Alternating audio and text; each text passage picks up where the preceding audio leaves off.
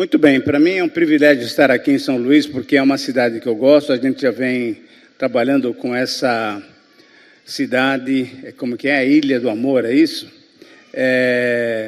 Há mais do que 25 anos já pela Rádio Transmundial. E, de fato, quem ouve a 92.3 ou a 97.9, 100.9, tá, você vai me ouvir. Então, se você não quiser, depois de hoje, você não liga mais a rádio. Mas você pode estudar a Bíblia com a gente durante 5 anos. 5 anos. Você vai estudar de Gênesis até Apocalipse. Meia hora por dia.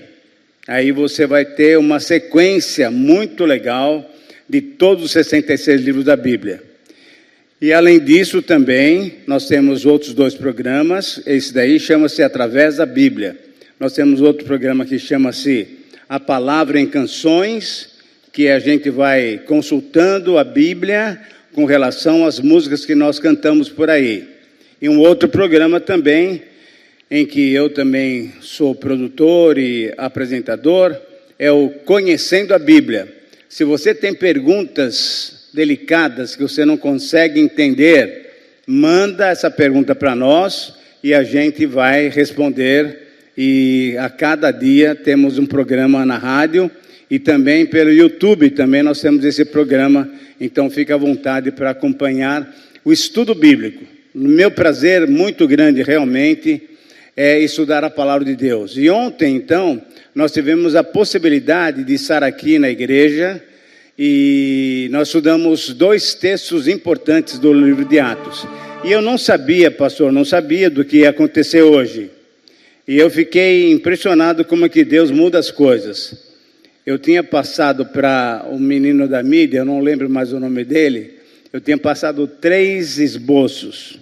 Aí eu falei, não, esse daqui não, eu vou mudar isso daí. E eu não imaginava o que ia acontecer. Esse envio da Jéssica para missões reflete muito daquilo que a gente vai ler hoje. É livro de Atos. Então, por favor, abra no capítulo 17 do livro de Atos. E tem gente querida lá também, cuidando da mídia, então vai me acompanhar, trocando os slides, e é muito legal. Só para que você tenha uma ideia rápida de tudo o que está acontecendo, deixa eu dar uma palavra sobre Atos. Atos é o segundo livro do autor Dr. Lucas. Ele é um médico amado do apóstolo Paulo. Muito bem, no primeiro livro, é o Evangelho, ele está contando toda a história do Senhor Jesus Cristo, a sua morte, a sua ressurreição, e você olha lá no capítulo 24, ele está falando que ele foi assunto ao céu. Logo no capítulo 1 do livro de Atos, nós temos exatamente a continuação desse primeiro volume. E aí aparece exatamente o Senhor Jesus sendo elevado, sendo glorificado. E uma coisa muito especial que deve alegrar a todos nós aqui nessa manhã é a seguinte. Os discípulos, quando viram o Senhor Jesus subindo, eles ficaram olhando para o céu, para as nuvens e assim por diante. E aí os anjos falaram, peraí, vocês estão fazendo o quê? Olhando para o céu. Assim como vocês estão vendo ele subir, ele vai voltar. Porque ele está vivo, ele ressuscitou. Isso significa o quê? Que quem é do Senhor Jesus Cristo mesmo, pode saber que um dia você vai estar com ele para toda a eternidade, para sempre. Então, diante disso, nós temos aqui um registro, né? Daquilo que Lucas foi contando com relação ao estabelecimento da nova maneira de Deus se relacionar conosco, isso é, através do Senhor Jesus Cristo. Lá no livro de Hebreus nós encontramos uma palavra muito especial, que quer dizer o seguinte, pelo novo e vivo caminho que ele abriu pela sua morte na cruz, nós temos a possibilidade de fazer o quê? De entrar direto na presença de Deus. Não precisamos mais de intermediários. O nosso único intermediário, e é um intermediário sensacional, é o Senhor Jesus Cristo. Então, quando nós oramos, eu espero que você saiba fazer oração direitinho. Esse negócio de falar lá, em nome de Jesus, amém, em nome de Jesus, amém, isso pode parecer uma reza. Se você descobrir realmente o que significa isso, então você vai orar falando essa frase de uma maneira muito correta. Por quê? Porque é em nome de Jesus que nós podemos chegar na presença do Pai. Ele é o nosso único e suficiente intermediário. Então, hoje pela manhã, nós estamos exatamente dedicando esse culto para o Senhor, porque o Senhor Jesus um dia rasgou o véu, de cima a baixo, nos dando a possibilidade de entrar na presença do Pai. E agora, então, estamos colocando a Jéssica em oração, para que o Senhor continue abençoando e sendo Ele o instrumento para que ela possa pregar o Evangelho, para que ela possa levar a mensagem de salvação para tantas outras pessoas num país fechado como é aquele país que você já sabe. Muito bem, dá uma olhada agora no capítulo 1, do versículo 8, o pastor já mencionou aqui. Versículo 8 do capítulo 1 diz então: recebereis poder ao descer sobre vós o Espírito Santo. Isso é para todos nós que somos cristãos. E vocês serão o quê? Minhas testemunhas. A palavra no grego é uma palavra muito delicada. A palavra é martíria. Martíria. Significa o quê? Que Deus tem nos chamado, como chamou o Senhor Jesus, como chamou Paulo, como chamou Estevão, como chamou Tiago e assim por diante, para sermos o quê? Para sermos mártires. Essa daí é uma coisa muito interessante. Você foi chamado não para viver uma vida numa boa sim, interiormente. A paz de Deus é muito melhor do que aquela paz que o mundo dá. Mas muitas vezes nós vamos sofrer, e a Jéssica, embora ela não esteja querendo ouvir isso, mas ela sabe disso já, ela vai sofrer algumas situações delicadas. Quem trabalha em missões, e eu tenho sido missionário nesses últimos anos, exatamente isso.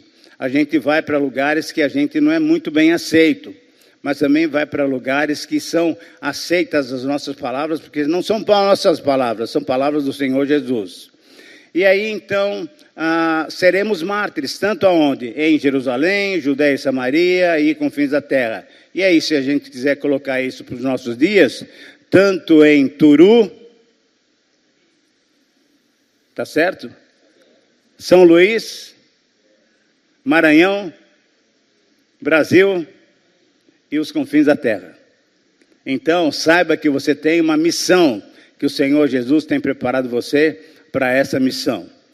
E aí Lucas vai mostrando uma série de detalhes dessa nova maneira de Deus se relacionar conosco, e ontem nós fizemos uma visita em duas passagens muito importantes, em que nós temos um aprendizado muito legal de como que viviam os primeiros cristãos, logo depois que o Senhor Jesus foi assunto ao céu, e logo depois que o Espírito Santo veio, lá no capítulo 2, do livro de Atos. Muito bem, quando a gente vai estudando todo o livro de Atos, a gente vê que realmente ele está contando uma história de uma igreja que vai crescendo, de uma palavra que vai sendo colocada para tantas pessoas que eles nem sabiam o que fazer direito, porque era uma mensagem completamente em desacordo com aquilo que aquela sociedade entendia. A sociedade, embora já estava sendo dominada por Roma, ela ainda tinha muitas ideias gregas. E uma das ideias gregas é que não havia ressurreição. Que, na verdade, o físico é o caixão da alma. Olha só que coisa. Mas é interessante que eles não conheciam a palavra de Deus, porque o Deus maravilhoso, Espírito, veio para nós e se encarnou. Veio trazer o que é a salvação. Então o físico também tem valor diante do Senhor. É através da nossa vida interior é que nós expressamos tudo isso aqui no nosso exterior. E a partir daí glorificamos ou não o nosso Deus. Muito bem. Capítulo 2, 3, 4, e a gente vai indo, e aí a gente começa a perceber que a mensagem da igreja, é bom que você saiba disso, a mensagem da igreja nunca é aceita facilmente pelo mundo. Não é aceita facilmente pelo mundo. Por quê? Porque o Senhor Jesus tinha dito o seguinte: assim como eles me odiaram, eles vão odiar vocês. E você sabe que logo no comecinho, capítulo 3 e 4, nós temos o quê? O sinédrio, a corte, né, mais alta lá do judaísmo, chamando os apóstolos e mandando eles ficarem quietos, não falar no nome de Jesus. E assim foi acontecendo. Mas, ao mesmo tempo, nós temos um Deus que, através do Senhor Jesus, disse uma palavra muito especial para todos nós aqui. Porque igreja não é esse templo bonito. Igreja somos nós, eu e você. E ele falou o seguinte: eu vou construir, eu vou edificar a minha igreja, e as portas do inferno, o que tem? Não prevalecerão contra ela. Não tem colher de chá. Para Satanás não tem colher de chá. Não tem jeito. A vitória do Senhor Jesus Cristo. Ele já é Satanás já é um inimigo derrotado. Não tem mais o que fazer. E a partir daí a gente vai vendo exatamente o que Lucas vai mostrando. São momentos de grande vitória da palavra de Deus, mas ao mesmo tempo grandes situações delicadas em que a gente percebe a ação de Satanás querendo derrubar a igreja. A gente vê o caso de Ananias e Safira, por exemplo, que eram, entre aspas, né, crentes, e estavam querendo somente aparecer. Então fizeram uma venda lá de um terreno, etc. e tal. Você conhece bem a história. E a gente vai olhando isso daí, a gente vai ver, por exemplo, no capítulo 6, que havia então reclamação dentro da igreja, porque o pessoal do exterior, né, dos gentios, não estavam recebendo a cesta básica. As viúvas não estavam recebendo a cesta básica. E aí então a gente vai vendo vitórias, mas ao mesmo tempo situações complexas. E o que a gente percebe é que a palavra de Deus vai crescendo, vai andando, vai se multiplicando. E aí temos no capítulo 16, a primeira viagem missionária, começando a segunda viagem missionária, e aí temos uma palavra muito especial, um pouquinho antes disso, que é o capítulo 15, em que a igreja toda, de diversas regiões, se reúne para fazer o quê? Para fazer um concílio, para conversar a respeito da doutrina, da sã doutrina. E qual é a sã doutrina? A sã doutrina mostra uma grande verdade para todos nós nessa manhã, que vale para nós hoje no século 21, que a salvação é pela graça, é da fé, pela graça. E você deve se lembrar então daquele versículo lá de Efésios capítulo 2, versículo 8. Quem se lembra?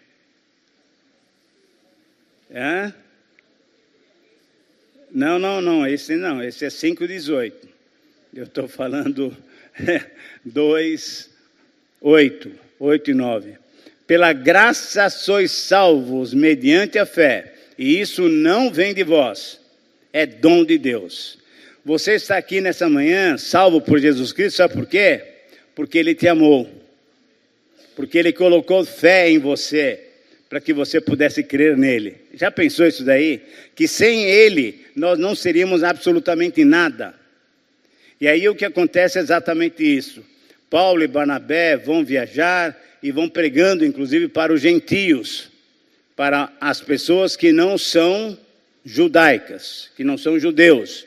E a partir daí, então, nós temos esse relato que vai indo agora, e eu quero chegar no capítulo 17. Capítulo 17, versículo 1, eu queria que você me acompanhasse na leitura, eu estou lendo na NVI. Tendo passado por Anfípolis e Apolônia, chegaram a Tessalônica, onde havia uma sinagoga judaica. Segundo o seu costume, Paulo foi à sinagoga e por 3 sábados discutiu com eles com base nas Escrituras. Explicando o quê? Explicando e provando que o Cristo deveria sofrer e ressuscitar dentre os mortos. E ele dizia: esse Jesus que proclamo é o Cristo.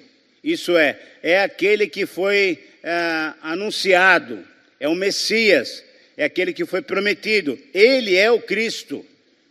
Alguns dos judeus, versículo 4, foram persuadidos e se uniram a Paulo e Silas, bem como muitos gregos tementes a Deus, e não poucas mulheres de alta posição.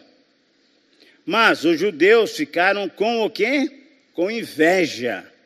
Então, você tem que saber que a sua vida, lá durante a semana, a partir de amanhã, no seu dia a dia, lá no serviço, lá na sua vizinhança, lá no seu condomínio, enfim, vai trazer um mal-estar para aquele que está vendo você, porque você tem uma vida diferenciada. E muitas vezes vai provocar o quê? Inveja. Versículo 5 ainda. Reuniram então alguns homens perversos dentre os desocupados e com a multidão iniciaram um tumulto na cidade. Invadiram a casa de Jason em busca de Paulo e Silas, a fim de trazê-los para o meio da multidão. Contudo, não os achando, arrastaram Jason e alguns outros irmãos para diante dos oficiais da cidade fazerem uma acusação. Olha, esses homens que têm causado alvoroço por todo mundo agora chegaram aqui. E Jason os recebeu em sua casa. Todos eles estão agindo contra os decretos de César, dizendo que existe um outro rei, chamado Jesus. Ouvindo isso, a multidão e os oficiais da cidade ficaram agitados. Então receberam de Jason e dos outros a fiança estipulada e os soltaram. Exatamente sobre esse texto eu queria trazer para vocês algumas ideias importantes, principalmente nesse domingo em que a igreja está colocando nas mãos do Senhor a vida dessa moça Jéssica, para que ela possa pregar o evangelho com toda a ousadia. Vai ter problemas? Vai ter sim. E você lá no seu bairro, lá no seu escritório, vai ter problemas? Vai ter sim, desculpe, mas vai ter. E graças a Deus, eu quero que você agora abra sua Bíblia em Filipenses, capítulo 1, versículo 29. Será que alguém pode achar esse texto e ficar em pé e ler bem alto para todos nós ouvirmos? Filipenses capítulo 1, versículo 29. Isso, irmão. Porque vocês receberam a graça de sofrer por Cristo, e não somente de crer nele. O privilégio, a graça que nós temos é de crer em Cristo. É Deus que nos dá o privilégio de podermos crer em Cristo. Mas o que Paulo está falando aqui é que além de você ter esse privilégio de crer em Cristo, você também tem o privilégio, sabe do quê? De sofrer por Cristo. Essa que é a grande ideia. Então esse papo que você tem visto aí pela televisão, de que crente não sofre, crente tem que rejeitar a doença, tem que logo exigir de Deus um bom emprego, etc. Isso é papo furado, pessoal. Isso não é sã doutrina, não. Por gentileza, lembre-se bem disso. Você foi chamado para ser como Jesus. E o Senhor Jesus sofreu, entregando a sua vida por nós. E o Senhor quer exatamente isso. Quem quiser me seguir, negue-se a si mesmo. Negar a mim mesmo dói, porque mexe com o quê? Com o meu ego. E a partir daí, então, o que vai acontecer é o quê? Eu vou sofrer também. Mas é dessa maneira que eu vou agradar o nosso Deus. É dessa maneira que eu vou agradar o nosso Senhor. Muito bem, então, diante disso, o que a gente vai perceber é o seguinte. Agora vamos começar a olhar para os slides aqui. A igreja de Antioquia, da Síria, que ficava bem ao norte de Israel, foi liderada por Paulo e Barnabé. E era uma igreja missionária. Se você olhar no capítulo 13, você vai ver exatamente isso. Como que Deus usa as mais variadas pessoas para liderar a igreja. Nós temos 2 africanos lá na liderança da igreja. Temos Paulo, que é um sumo sacerdote lá, alguém muito bacana, um rabino. Temos Lucas, que é um grego, tá? temos o quê? Temos um irmão de criação de Herodes. Então, nós temos uma série de pessoas diferentes, porque para Deus não há diferença. O que Deus quer é que eu e você nos entreguemos completamente a Ele. E quando isso então aconteceu, o Espírito Santo percebeu que era um grupo que realmente levava a Deus a sério e fez o quê? Chamou Paulo e Barnabé para uma obra. E eles fizeram então a primeira viagem. Na segunda viagem, nós começamos a entender lá no finalzinho do capítulo 16 que Paulo ficou mais com Silas e Barnabé ficou com João Marcos. Muito bem. A partir daí, eles continuam viajando. Barnabé e João Marcos vão para uma localidade e Paulo e Silas para outra localidade. E ali, Paulo e Silas encontram Timóteo e também encontram Lucas. Então, temos uma equipe com 2 pessoas e uma equipe com 4 pessoas. Para a gente ver que muitas vezes o nosso olhar, pensando que nós estamos dividindo alguma coisa, cuidado com essas definições rápidas. Deus sabia o que estava acontecendo e Deus então permitiu essa separação para que vários outros locais pudessem receber a mensagem do Evangelho. Paulo e Silas foram para um determinado local, Barnabé e João Marcos para um outro determinado local. E assim o nome do Senhor Jesus Cristo era pregado. E aí então o Espírito Santo que dirigia a igreja, olha lá, selecionou os 2 principais líderes da igreja para a tarefa de proclamação. Se você é um líder da igreja, se você é alguém que está envolvido na igreja, se você está aí só parado, só curtindo essa cadeirinha legal, sinto muito. Deus não vai olhar com muita alegria para você. Mas se você já está trabalhando, pode saber que Deus está olhando para você. Porque Ele está vendo que você é um cara comprometido, uma pessoa comprometida com Ele. E Ele vai te dar uma missão. Você precisa só descobrir direitinho. Primeiro, qual é o seu dom espiritual. E também, qual é a missão que Deus quer que você desenvolva. E é muito gostoso a gente saber que Deus quer nos usar para aquilo que Ele tem de propósito. Para alcançar outras pessoas que não conhecem o Senhor Jesus.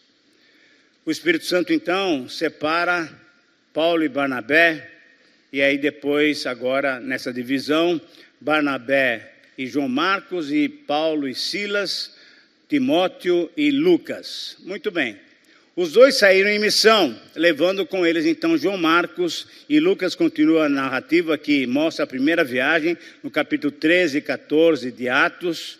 E aí há uma situação muito delicada, e isso aqui nós precisamos entender muito claramente, que é o seguinte: muitas vezes nós pregamos a palavra de Deus, mas muita gente quer que tenham mérito para chegar diante do Senhor. E a palavra de Deus diz claramente isso: não pelas nossas justiças, que são como trapo de imundícia. Se você quiser dar uma olhada lá em Mateus capítulo 5, versículo 20, você pode anotar. Ele fala o seguinte: se a vossa justiça não superar a dos escribas e fariseus, a dos religiosos, vocês não entrarão no reino de Deus. A nossa vida com Deus tem que ser uma vida de intimidade e não de religiosidade. Então, por gentileza, preste bem atenção. O fato de você ser membro dessa igreja, o fato de você ser batizado, o fato de você tomar ceia, o fato de você dar a sua contribuição, isso não é nada. É muito bom e deve fazer, mas não é isso que vai te levar diante de Deus. O que vai te levar diante de Deus é a sua confissão de quem você é. Naquela parábola que o Senhor Jesus contou para nós, é uma parábola muito interessante. Ele fala o seguinte: foi um religioso lá para o templo e falou para Deus: olha assim a minha folha aqui, ó. Eu sou o cara. E muito obrigado porque eu não sou como os demais homens. E apontando inclusive para aquele publicano que foi também com ele ao templo. o publicano, que sabia quem ele era, ele só fez essa oração: Senhor, tem misericórdia de mim, eu sou pecador. E Jesus falou o quê? Que esse foi justificado para casa, e não aquele primeiro. Então, nós precisamos lembrar que o Senhor está procurando, como Jesus disse lá para a mulher samaritana, Ele está procurando aqueles que o adorem como? Em espírito e em verdade. Religiosidade, não, Ele não quer nem saber. Ele quer saber o quê? De uma vida nova, de uma vida de intimidade com Ele, em que você abre o coração e fala com Ele. Então, diante disso, o que acontece é que muita gente ainda não entendia claramente essa graça, essa maravilhosa bondade de Deus, e ficava falando o seguinte: vocês estão aceitando Jesus Cristo? Beleza, é legal, mas você também tem que cumprir a lei de Moisés. E houve então um choque entre as questões doutrinárias. E aí então no capítulo 15, nós temos então o Concílio de Jerusalém, em que foi definido: a salvação é de graça, é pela fé só. Você não está aqui porque você é legalzinho, não, porque Deus está olhando para você falando: olha que cara legal. Não, você está aqui pela misericórdia de Deus, porque Ele te chamou, Ele me chamou, somente por isso. E o que acontece então? A igreja tem um concílio, uma reunião, e a partir daí então se define claramente no capítulo 15 que a salvação é pela graça, por meio da fé em Jesus Cristo. Não precisamos mais cumprir itens legalistas. Sabe por quê? Porque nós nunca cumprimos, o ser humano não cumpre. Ele pode cumprir a letra da lei, mas não o espírito da lei. Esse é o grande problema nosso. E se você se justifica entendendo que você é um cumpridor da lei, eu nunca matei, nunca roubei, nunca adulterei, etc, etc, etc. Isso daí é importante sim, mas Jesus falou o seguinte: ouviste o que foi dito, eu porém vos digo. Ouviste o que foi dito, eu porém vos digo. E Jesus então vai mostrar que o que Deus está querendo é que haja o que? O entendimento da razão de ser da lei. E quando nós obedecemos então a razão de ser da lei, isso sim é agradável a Deus. Muito bem, capítulo 15 termina, capítulo 16 começa com uma segunda viagem, e aí chegamos em Tessalônica, capítulo 17. Vamos lá. O Concílio de Jerusalém aconteceu porque a doutrina pregada estava sendo questionada, e novamente o Espírito Santo conduziu a igreja à melhor decisão: salvação pela graça, por meio da fé. É isso que Deus está querendo de você nessa manhã. Mais do que nunca, Ele quer que você tenha fé. Mas eu já tive fé para aceitar Cristo. Espera um pouquinho. Essa fé deve ser preservada. Se você quiser anotar, desde ontem eu vi alguns irmãos anotando alguns textos. Eu quero que você anote aí Colossenses 2, 6 e 7. 2, 6 e 7. Assim como nós recebemos a Cristo, assim continuem vivendo nele. Como é que nós recebemos a Cristo? Pela fé, pela fé. Então essa fé é que vai nos conduzir em vitória para a vida cristã. Nós temos então essa questão da separação entre João Marcos e Barnabé de um lado, Paulo e Silas do outro lado, e o que a gente percebe é que Deus está controlando tudo, porque a igreja é dele, não é nossa, a igreja é dele, e ele sabe o que ele pretende da igreja. Nessa questão, quando tem muita gente que lê esse texto e acha que houve uma ruptura na igreja, não. O que Deus permitiu é que muita gente mais pudesse conhecer a palavra de Deus. Não apenas uma, mas 2 equipes missionárias foram para o campo.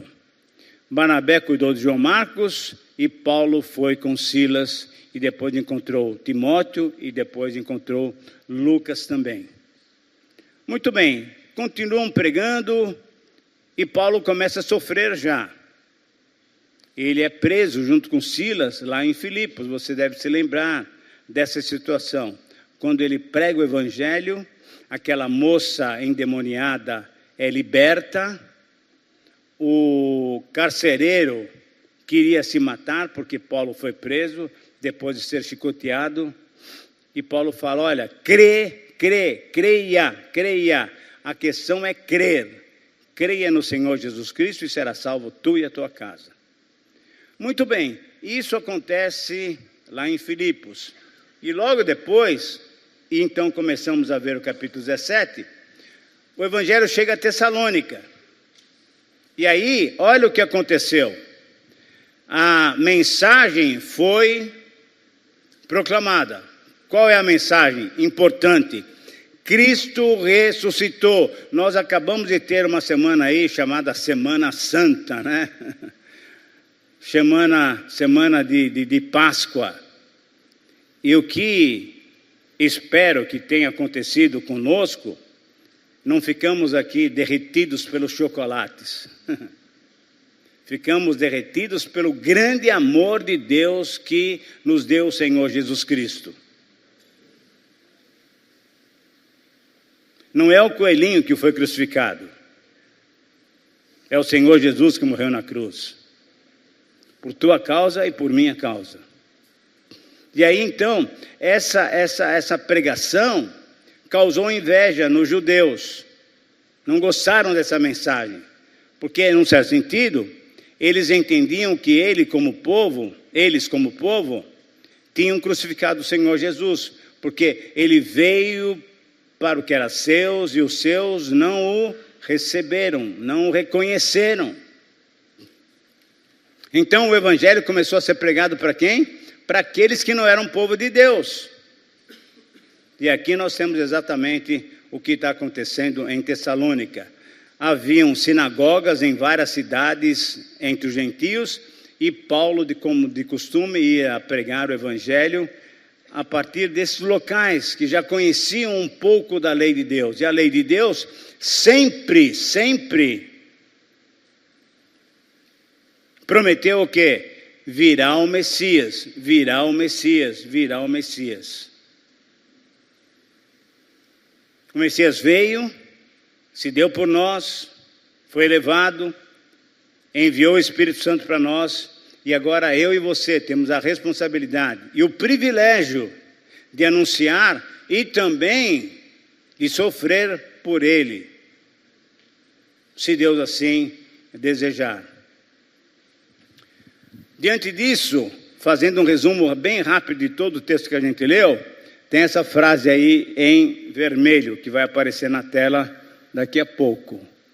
Aí, o ministério cristão tem como alvo principal proclamar a mensagem que transforma o mundo. Queridos irmãos, queridas irmãs, vocês todos, nós todos somos o quê? Ministros. Nós todos somos proclamadores dessa grande verdade. E essa grande verdade é uma verdade tão marcante que transforma o mundo. E foi isso que o pessoal lá de Tessalônica falou, esse pessoal que chegou aqui, esse que está transformando o mundo, está virando o mundo de cabeça para baixo, está chegando aqui também. E a partir daí o que aconteceu? Há uma revolta na cidade, porque não queriam entender que eram pecadores e que somente pelo Senhor Jesus poderiam agradar a Deus. Então, rapidamente, nós vamos ver alguns princípios aqui que podem nos ajudar a ter clara na mente a nossa mensagem de transformação do mundo. O primeiro princípio é que a mensagem que transforma o mundo, ela tem que estar baseada nas Escrituras Sagradas. Não é minha palavra, não é a sua palavra, não é a nossa historinha, não. É palavra de Deus, lá escrita há muito tempo atrás. Desde Moisés, que escreveu o Pentateuco, ele já mostra que o Senhor Deus tinha prometido um Messias, prometido a alguém que pudesse nos voltar a relacionar o homem com Deus. Então, a Escritura Sagrada, e você para isso precisa conhecer a Bíblia, a Escritura Sagrada nos diz exatamente isso. Qual é o método? O método é procurar um lugar conhecido. Então você tem a sua casa, você tem o seu setor lá no serviço, você tem alguns amigos que gostariam de que você orasse por ele. Vai para esses locais, para você convidar pessoas, porque tem muita gente, você sabe disso, que não quer ir para a igreja. Falar de igreja aqui não está legal. Mas você convida ele para bater um papo, para tomar um café. Eles vão. E nesse bate-papo você pode anunciar o Evangelho do Senhor Jesus Cristo. O que aconteceu foi exatamente isso. Era uma sinagoga, um lugar em que se estudava a Bíblia judaica. E muitos judeus, ouvindo a palavra de Deus, se converteram. Receberam a mensagem e se tornaram cristãos. Mas aí, veja só que interessante. A mensagem que transforma o mundo deve proclamar que o Senhor Jesus morreu pelos nossos pecados. Ele se sacrificou por nós. E o centro da mensagem é o plano, que era um plano elaborado por Deus lá na eternidade. Eu queria que você soubesse disso e saísse daqui hoje de manhã agradecendo a Deus por esse plano tão especial. Deus sabia de você antes que seu pai e sua mãe imaginassem que você seria gerado. Deus o escolheu. E a partir daí, ele sabia quem era dele ou quem não era. E o que aconteceu foi exatamente isso. Esse plano foi cumprido. E a morte e a ressurreição do Senhor Jesus Cristo foi uma declaração de que há salvação somente em Jesus Cristo. Pela graça e misericórdia de Deus. E eu e você, nessa manhã, nessa semana, a partir de amanhã, a partir de hoje à tarde já, você tem que anunciar exatamente isso. Cristo Jesus tem que ser anunciado. Essa é a grande palavra, pessoal. Essa é a grande mensagem. Cristo Jesus morreu por nós e ele precisa ser anunciado. Diante disso, então, você tem base nas Escrituras, que é o ponto número 1 aqui que eu mostrei, e agora você tem uma outra mensagem. A mensagem que transforma o mundo vai obter resultados significativos. Quando nós realmente nos dedicamos a fazer a vontade de Deus, sabe o que acontece? As conversões aparecem. E eu quero falar uma coisa para vocês. Não existe algo tão especial como você levar alguém para Cristo e você perceber que realmente essa pessoa foi transformada.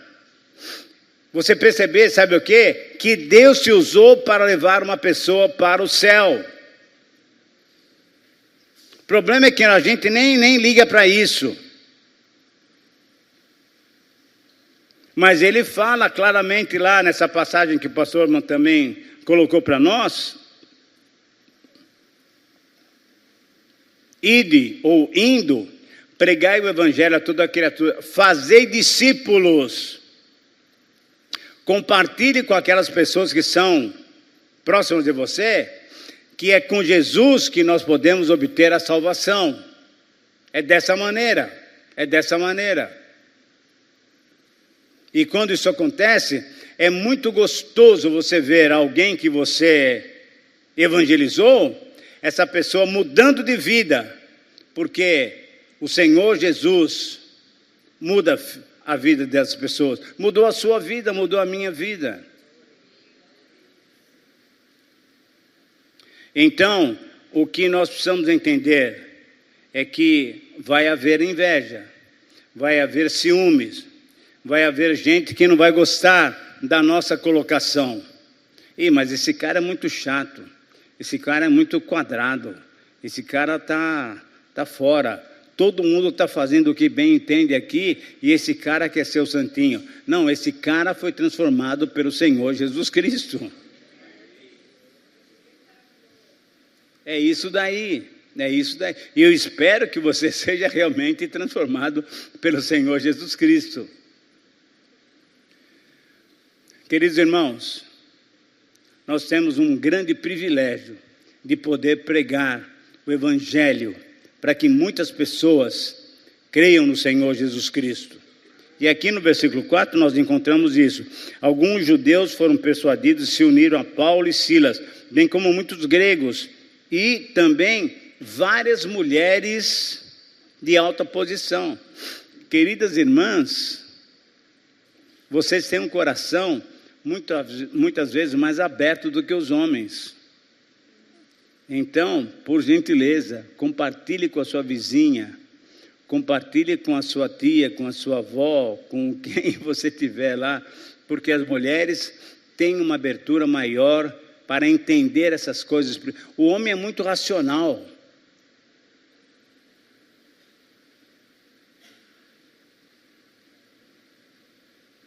É coisa séria isso daí. Então, proclame essa verdade. Proclame essa verdade de que a salvação é pela fé no nosso Senhor Jesus Cristo. Um quarto item nessa conversa que a gente está tendo é o seguinte. A mensagem que transforma o mundo vai provocar o quê? Animosidade, não tenha dúvida. Enquanto ela provoca conversões, mudança de vida, ela vai provocar também o quê? Cada vez mais uma inveja. O pessoal não gosta de você. Quando você está naquela roda de amigos lá e surge aquela piada suja.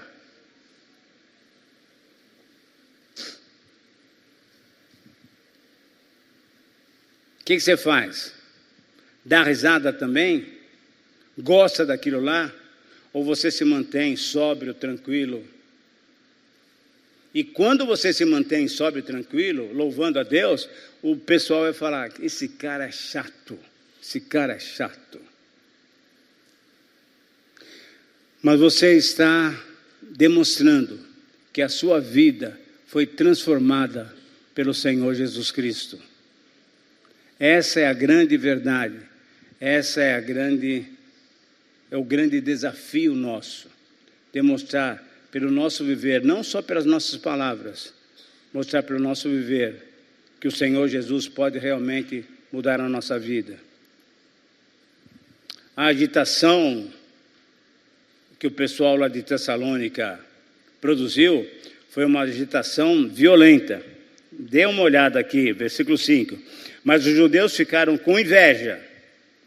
Reuniram alguns homens, olha só, homens perversos, dentre os desocupados, e com a multidão fizeram um levante. Foram entrar na casa de quem tinha recebido Paulo e Silas para serem hospedados, nessa casa de Jason.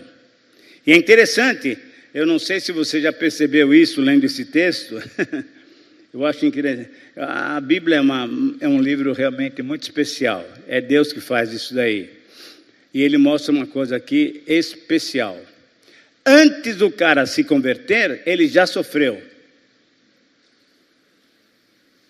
O Jason só tinha recebido o pessoal em casa. Mas antes dele se converter, ele já foi pressionado pelos inimigos do cristianismo. É interessante isso aqui. Dá uma olhada lá no versículo 6 agora. Olha aqui, ó. Contudo, não achando Paulo e Silas, o que ele fez? Arrastaram Jason e alguns outros irmãos para diante dos oficiais serem acusados. Esses homens que têm causado alvoroço por todo mundo, agora chegaram aqui também. Coitado do Jason, só tinha dado uma hospedagem rápida para Paulo e para Silas, e ele agora já estava sofrendo, antes até se tornar um cristão. Jason recebeu, versículo 7, em sua casa, todos eles estavam agindo contra os decretos de César. Por quê? Porque falavam que existia um outro rei, e é verdade, gente. Nós somos cidadãos brasileiros? Sim. Nós vamos ter eleições agora em outubro, não é isso? E tivemos agora, recentemente, também eleições. Você tem que ter sua responsabilidade com o título que você tem. Você é um brasileiro. Mas você é cidadão do reino. Você tem um outro chefe. Tem um outro rei, que é o Rei Jesus. Nós pertencemos a duas nações. Essa daqui é passageira. Mas aquela lá, aquela é uma nação eterna. E você tem que entender que esse rei é que domina tudo e que deve dominar a sua vida, porque ele transformou a sua vida, fazendo você uma pessoa agradável a Deus, uma pessoa que Deus olha para você e se agrada. Sabe por quê? Porque Ele vê em você não justiça, não uma vida bonita. Ele vê em você, sabe o quê? O sangue de Cristo purificando a sua vida. Eu espero que quando você se apresente ao Senhor na sua oração, você fala: Senhor, em nome de Jesus. Eu estou falando contigo porque um dia o Senhor Jesus me purificou dos meus pecados. É essa maneira pela qual Deus quer nos ouvir. E essa maneira, então, é a maneira pela qual aconteceu esse momento lá em Tessalônica. Houve brutalidade. Jason, que nem era crente ainda, foi pressionado, sofreu antes de ser cristão. E aí, a quinta ideia dessa mensagem que transforma o mundo é que essa mensagem abala as estruturas da sociedade. Não tenha dúvida. Quanto mais nós aqui tivermos uma vida diferenciada, o pessoal aí da rua, o pessoal da vizinhança, eles vão perceber que esse grupo de pessoas aqui é um grupo que tem uma vida diferenciada. A cegueira espiritual, ela provoca temor e ações desesperadas. Muita gente está lutando contra a igreja. Contra a igreja. Talvez aqui, na área ocidental, nós não temos tantas perseguições, mas com certeza na área oriental, porque a igreja é uma só, ela tem sofrido. E talvez você esteja sofrendo também, pessoalmente. Mas, por favor, mantenha-se testemunhando do Senhor Jesus, que transformou a sua vida. Deus sempre atende a oração nossa. E aqueles que foram presos injustamente, olha lá, foram soltos. E houve então essa má compreensão. O reino de Deus não é um reino político, é o reino divino. Então, por favor, eu vou falar umas coisas aqui que eu sei que tem muita gente que não vai gostar.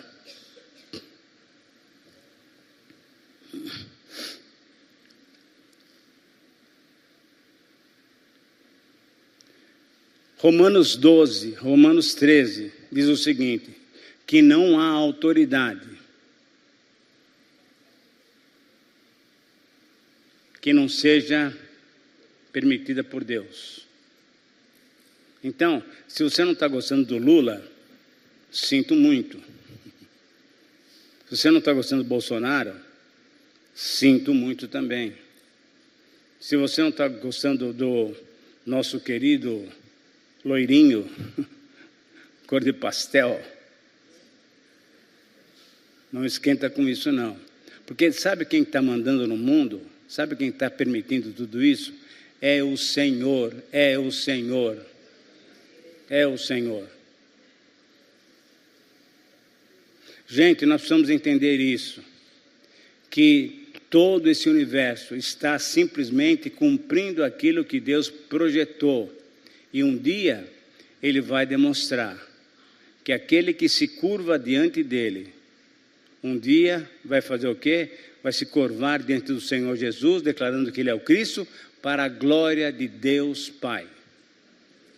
Eu espero que você faça isso já agora, livremente, com alegria. Ouvimos agora há pouco, com relação às ofertas, Deus ama aquele que dá com alegria. Deus ama aquele que se curva diante do Senhor Jesus com alegria. Mesmo sofrendo, coloque-se na mão do Senhor. E mais do que nunca, você é responsável também pela vida da Jéssica.